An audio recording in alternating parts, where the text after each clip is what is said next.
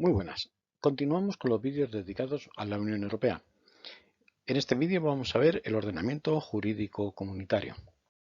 Comenzamos con el derecho primario, que está formado por los tratados internacionales con los que se obligan los Estados miembros de la Unión Europea entre ellos. Es muy importante resaltar que estos tratados internacionales deben de ser aprobados por los ordenamientos propios de cada Estado miembro. Por ejemplo, en España, para que un tratado internacional forme parte de nuestro ordenamiento jurídico, debe ser aprobado por las Cortes Generales a través de una ley orgánica. Estos tratados se pueden dividir en tratados originarios, que son los que constituyeron las tres primeras comunidades europeas, que son los siguientes. El Tratado de París de 1951, que dio origen a la Comunidad Europea del Carbón y del Acero, más conocido como CECA, y los Tratados de Roma de 1957, que dieron origen, por un lado, a la Comunidad Económica Europea, que posteriormente se denominó solamente Comunidad Europea, y a la Comunidad Europea de la Energía Atómica, más conocida como Euratom.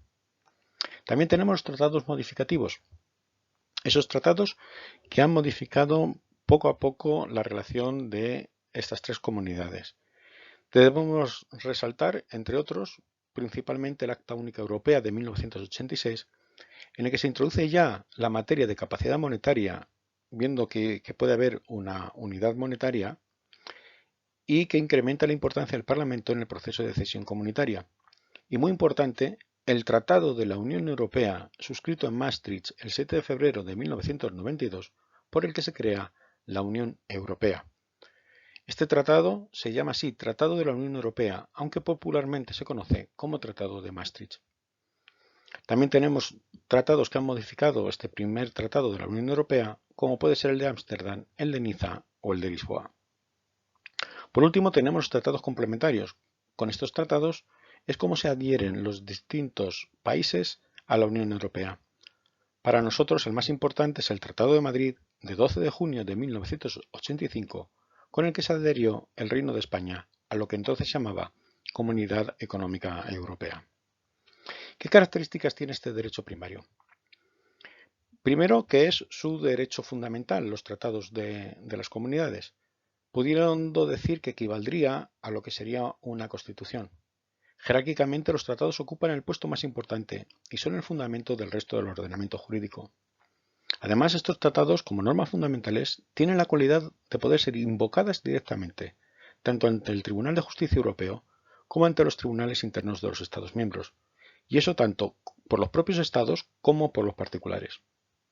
Y por último, si hemos dicho antes que un tratado internacional para formar parte del ordenamiento jurídico español debe de ser aprobado por ley orgánica, hay que decir que tiene la virtualidad de contener normas jurídicas que pasan a formar parte del ordenamiento propio de los Estados sin necesidad de ningún proceso posterior por parte de los mismos. Es decir, el ordenamiento jurídico que vamos a ver a partir de ahora forma parte del ordenamiento jurídico de España sin necesidad de pasar por las Cortes. Y vamos a ver estos. Empezamos por este derecho derivado y comenzamos por el reglamento. El reglamento comunitario es una norma de carácter general, obligatoria en todos sus elementos y directamente aplicable a todos los Estados miembros y a sus ciudadanos. Aunque se llame reglamento, es lo más parecido a lo que nosotros llamamos ley. Una vez que es publicado en el Diario Oficial de la Unión Europea y tras la vacatio legis habitual de 20 días, es aplicable ya con carácter general. Como hemos dicho antes, no tiene que pasar por las Cortes españolas.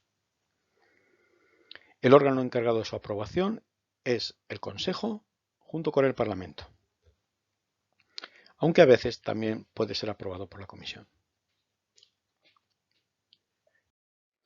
Otra norma de derecho derivado es la directiva.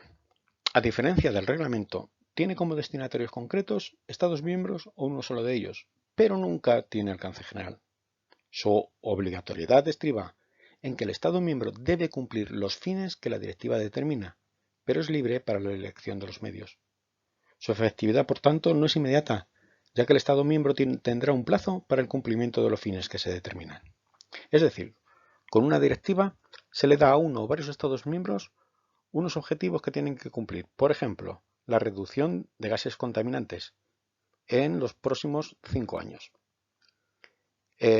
A partir de ahí, el Estado o los Estados miembros son libres para ver cómo consiguen reducir esos gases contaminantes a través de modificaciones legales, ayudas o lo que crean pertinente. Su efectividad no es inmediata, puesto que le han dado un plazo para que el Estado miembro cumpla con esa directiva. Una vez pasado este plazo, ya sí que se le podrá reclamar e incluso sancionar al Estado por no cumplir esta directiva. La publicación de la directiva en el Diario Oficial de la Unión Europea no es requisito para su validez, ya que no tiene alcance general, pero se debe notificar al Estado o a los Estados destinatarios. La tercera norma son las decisiones. Se diferencia claramente del reglamento y de la directiva porque no es una norma jurídica, sino un acto jurídico, de tal manera que tiene siempre unos destinatarios perfectamente individualizados y no tienen alcance general. En cuanto a acto jurídico, es obligatorio en todos sus elementos y es obligatoria su notificación, pero no su publicación. Por último, tenemos dos normas, que son las recomendaciones y los dictámenes, que a diferencia de los anteriores no tienen un carácter obligatorio. Una recomendación es utilizada como un instrumento no obligatorio para conseguir la armonización de las legislaciones de los Estados miembros, y un dictamen es una opinión o juicio sobre una determinada cuestión. Muchas gracias y nos vemos en el siguiente vídeo.